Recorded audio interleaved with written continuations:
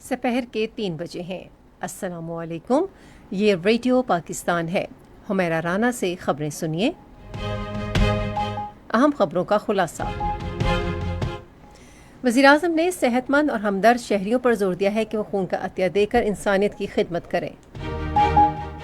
نائب وزیراعظم نے فلسطینیوں کے نصب و لین کے لیے پاکستان کی غیر متزلزل اخلاقی، سیاسی اور سفارتی حمایت کا اعادہ کیا ہے۔ وزیر منصوبہ بندی نے اسلام آباد کے تعلیمی نظام کو تمام صوبوں کے لیے مثال بنانے پر زور دیا ہے۔ بحری امور کے وزیر نے گوادر کی بندرگاہ پر افغان راہداری تجارت کے دوسرے بحری جہاز کے لنگر انداز ہونے کا خیر مقدم کیا ہے، جو علاقائی روابط میں ایک اور سنگ میل ہے۔ اقوام متحدہ میں پاکستان نے اسرائیل کی کھلی جارحیت کو علاقائی امن و استحکام کے لیے شدید خطرہ قرار دیا ہے۔ اور اسحاق ڈار نے فٹ بال کی بحالی کے لیے حکومت کے پختہ عزم کا اعادہ کیا ہے۔ اور اب خبریں تفصیل کے ساتھ۔ وزیراعظم محمد شہباز شریف نے مریضوں کے لیے خون کے باقاعدہ عطیات کی اہم ضرورت کے بارے میں عوامی آگاہی بڑھانے کی ضرورت پر زور دیا ہے۔ وزیراعظم نے خون کے عطیات دینے کے عالمی دن کے موقع پر اپنے پیغام میں کہا کہ یہ دن ان رضاکاروں کو عالمی سطح پر خراج تحسین پیش کرنے کے لیے منایا جا رہا ہے جو لاکھوں انسانوں کو جینے کا دوسرا موقع فراہم کرنے کے عظیم مقصد میں شامل ہونے کے لیے خون کا بے لوث عطیہ دیتے ہیں۔ وزیراعظم نے کہا کہ حکومت پاکستان صورتحال سے پوری طرح سے آگاہ ہے اور نیشنل بلڈ ٹرانسفیوژن پروگرام کے ذریعے خون کے عطیات سے متعلق آگاہی مہم اسی سلسلے کی کڑی ہے۔ انہوں نے ہر صحت مند اور ہمدرد شہری بالخصوص نوجوانوں پر زور دیا کہ وہ اس عظیم مقصد کو ملحوظ خاطر رکھتے ہوئے خون کا عطیہ دے کر انسانیت کی خدمت کریں۔ خون کے عطیات دینے کا عالمی دن آج منایا جا رہا ہے، جس کا مقصد انسانی زندگی کے بچاؤ کے لیے محفوظ خون اور خون کی مصنوعات کی ضرورت کے بارے میں شعور اجاگر کرنا ہے۔ اس سال دن کا موضوع ہے خون دیں اور زندگی کی امید پیدا کریں، جس سے ظاہر ہوتا ہے کہ خون کا عطیہ دینے والے ضرورت مندوں کی زندگی تبدیل کر دیتے ہیں۔ یہ دن خون کے عطیات کی اہمیت کے بارے میں آگاہی پیدا کرنے اور زیادہ سے زیادہ لوگوں کو خون کا عطیہ دینے کی ترغیب دینے کے لیے منایا جاتا ہے۔ نائب وزیر اعظم اسحاق ڈار نے فلسطینی نصب و لین کے لیے پاکستان کی غیر متزلزل اخلاقی، سیاسی اور سفارتی حمایت کا اعادہ کیا ہے۔ انہوں نے یہ بات اسلام آباد میں اعلیٰ سطح کے ایک اجلاس کی صدارت کرتے ہوئے کہی، جس میں فلسطینی عوام کو فراہم کی جانے والی امداد کا جائزہ لیا گیا۔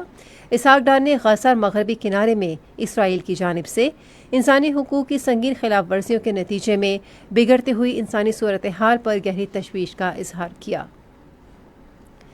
وزیر اطلاعات و نشریات عطا اللہ تارڑ نے کہا ہے کہ پاکستان نے اقوام متحدہ کی سلامتی کونسل میں ایران کے خلاف اسرائیلی حملے پر اپنا سخت موقف اپنایا ہے۔ انہوں نے اپنے ایکس ہینڈل پر ایک پوسٹ میں کہا کہ پاکستان نے ایران پر اسرائیلی بلا اشتعال، بلا جواز اور غیر قانونی حملے کی شدید مذمت کی ہے۔ وفاقی وزیر نے کہا کہ پاکستان نے اسلامی جمہوریہ ایران کے برادر عوام سے اظہار یکجہتی کیا ہے اور اس بات کو تسلیم کرتا ہے کہ اقوام متحدہ کے منشور کے تحت ایران کو اپنے دفاع کا حق حاصل ہے۔ وزیر دفاع خواجہ محمد آصف نے تمام اسلامی ممالک پر زور دیا ہے کہ وہ اسرائیلی جارحیت کے خلاف متحد ہو جائیں۔ انہوں نے آج قومی اسمبلی میں بجٹ پر بحث کے دوران خطاب کرتے ہوئے کہا کہ پاکستان اقوام متحدہ سمیت ہر عالمی فورم پر ایران کے مفادات کا تحفظ کرے گا۔ وزیر دفاع نے ایران پر اسرائیلی حملے کی مذمت کرتے ہوئے تجویز دی کہ OIC کا ایک اجلاس طلب کیا جانا چاہیے۔ انہوں نے ایسے اقدام کی ضرورت پر زور دیا جو امت مسلمہ کے اتحاد کا عکاس ہو۔ ایران کے ساتھ اظہار یکجہتی کرتے ہوئے وفاقی وزیر نے کہا کہ پاکستان اپنے روایتی موقف پر مضبوطی سے قائم ہے، کیونکہ اس نے نہ تو اسرائیل کو تسلیم کیا اور نہ ہی اس کے ساتھ تعلقات قائم کیے۔ یہ خبریں آپ ریڈیو پاکستان سے سن رہے ہیں۔ وزیراعظم محمد شہباز شریف نے باجوڑ میں رکن قومی اسمبلی اور معاون خصوصی مبارک زیب خان کی رہائش گاہ پر راکٹ حملے کی شدید مذمت کی ہے۔ انہوں نے ایک بیان میں حملے میں کوئی جانی نقصان نہ ہونے پر اللہ تعالیٰ کا شکر ادا کیا۔ انہوں نے واقعے کی فوری تحقیقات اور حملہ آوروں کو گرفتار کرنے کی ہدایت کی۔ منصوبہ بندی، ترقی اور خصوصی اقدامات کے وزیر پروفیسر احسن اقبال نے اسلام آباد کے تعلیمی نظام کو تبدیل کرنے کی ضرورت پر زور دیا ہے تاکہ اسے صوبوں کے لیے ایک مثال بنایا جا سکے۔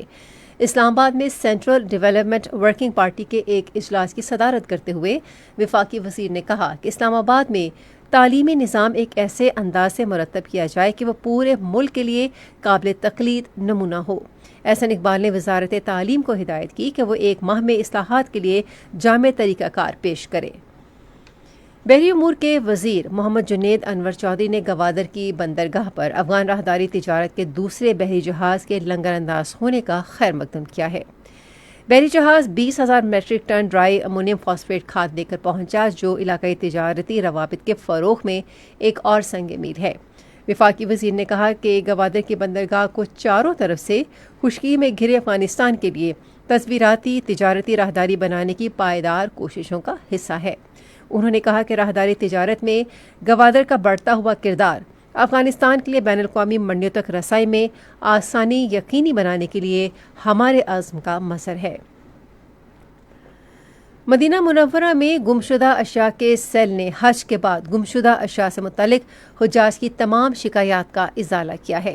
مدینہ منورہ میں ریڈیو پاکستان کے نمائندے عبد الرحمان چیمہ سے گفتگو کرتے ہوئے سیل کے انچارج الیاس جعفر نے کہا کہ اس سلسلے میں مجموعی طور پر 175 شکایات موصول ہوئیں۔ انہوں نے کہا کہ ان کی ٹیم اللہ تعالیٰ کے مہمانوں کو بروقت سہولت فراہم کرنے کے لیے 2 شفٹوں میں 24 گھنٹے کام کر رہی ہے۔ پاکستان نے اقوام متحدہ کی سلامتی کونسل سے مطالبہ کیا ہے کہ ایران کے خلاف اسرائیلی جارحیت کو فوری طور پر رکوایا جائے اور جار ملک کا احتساب کیا جائے۔ اقوام متحدہ میں پاکستان کے مستقل مندوب عاصم افتخار احمد نے سلامتی کونسل سے خطاب کرتے ہوئے کہا کہ کونسل اسرائیل کو کھلی چھوٹ اور استثنا دینا ختم کرے جس کے نتیجے میں بین الاقوامی قوانین کے برعکس اقدامات جاری رکھے ہوئے ہیں۔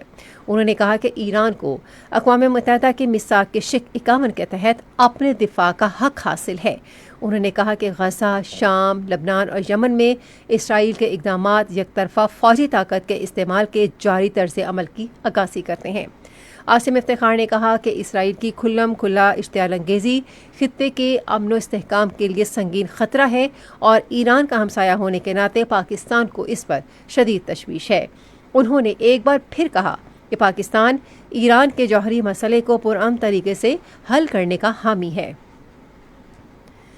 چین نے اسرائیل کی جانب سے ایران کی خود مختاری، سلامتی اور علاقائی سالمیت کی خلاف ورزی کی مذمت کرتے ہوئے اسرائیل پر زور دیا ہے کہ وہ اپنے فوجی اقدامات کو فوری طور پر روکے۔ اقوام متحدہ میں چین کے سفیر فو کانگ نے مشرق وسطی کی صورتحال کے بارے میں سلامتی کونسل اجلاس میں اظہار خیال کرتے ہوئے کہا کہ چین کشیدگی اور تناؤ میں اضافے کی مخالفت کرتا ہے اور اسے اسرائیلی اقدامات پر گہری تشویش ہے جن کے خطے پر سنگین اثرات مرتب ہو سکتے ہیں۔ اسلامی تعاون تنظیم نے ایران پر اسرائیلی حملوں کی شدید مذمت کرتے ہوئے کہا ہے کہ انہیں رکوانے کے لیے بین الاقوامی سطح پر اقدامات کیے جائیں۔ OIC کے جنرل سیکریٹریٹ نے ایک بیان میں ان حملوں کو ایران کی سالمیت، سلامتی اور بین الاقوامی قوانین کی کھلی خلاف ورزی قرار دیا۔ تنظیم کے جنرل سیکریٹریٹ نے بین الاقوامی برادری اور اقوام متحدہ کی سلامتی کونسل پر زور دیا کہ وہ اسرائیلی جارحیت کے پیش نظر اپنی ذمہ داریاں پوری کرے جو پورے خطے کی سلامتی، امن اور استحکام کے لیے خطرے کا باعث ہے۔ نائب وزیر اعظم محمد اسحاق ڈار نے فٹ بال کی بحالی کے حکومتی پختہ عزم کا اعادہ کرتے ہوئے اسے قومی اتحاد اور افتخار میں اضافے کا اہم ذریعہ قرار دیا ہے۔ وہ پاکستان میں فٹ بال کے مستقبل کے بارے میں ایک اعلیٰ سطح اجلاس کی صدارت کر رہے تھے۔ اجلاس میں فٹ بال کے اہم بنیادی ڈھانچے کی تعمیر نو کے لیے لائحہ عمل پیش کیا گیا۔ اجلاس میں فیفا کی نگرانی اور رہنمائی میں بحالی میں مدد دینے کے عزم کا اعادہ کیا گیا۔ ریڈیو پاکستان آج دوپہر 3:30 بجے اپنے قومی نشریاتی رابطے پر اسلام کے تیسرے خلیفہ حضرت عثمان غنی رضی اللہ تعالیٰ عنہ کے یوم شہادت کے سلسلے میں دوسرا سیمینار نشر کرے گا جس کا عنوان ہے حضرت عثمان رضی اللہ تعالیٰ عنہ اور تدوین قرآن۔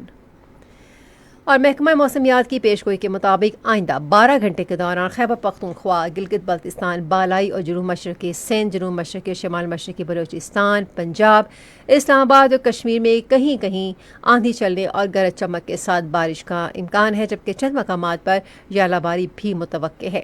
ملک کے دیگر حصوں میں موسم زیادہ تر گرم اور خشک رہے گا۔ آج ریکارڈ کیا گیا بعض بڑے شہروں کا درجہ حرارت: اسلام آباد 39، لاہور 41، کراچی 37، پشاور 40, کوئٹہ 32, گلگت 26, مریض 27, مظفر آباد 38, جبکہ سری نگر 25, جموں 39 اور لیہ میں 16 ڈگری سینٹی گریڈ۔ خاص خبروں کا خلاصہ ایک بار پھر۔ وزیراعظم نے صحت مند اور ہمدرد شہریوں پر زور دیا ہے کہ وہ خون کا عطیہ دے کر انسانیت کی خدمت کریں۔ نائب وزیر اعظم نے فلسطینیوں کے نصب العین کے لیے پاکستان کی غیر متزلزل اخلاقی، سیاسی اور سفارتی حمایت کا اعادہ کیا ہے۔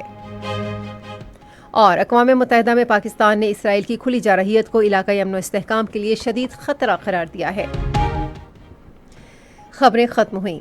مزید خبروں اور تجزیوں کے لیے آئیے ہماری ویب سائٹ پر radio.gov.pk اور فیس بک کے link radio Pakistan news official پر براہ راست ویڈیو سٹریمنگ بھی ملاحظہ کیجیے۔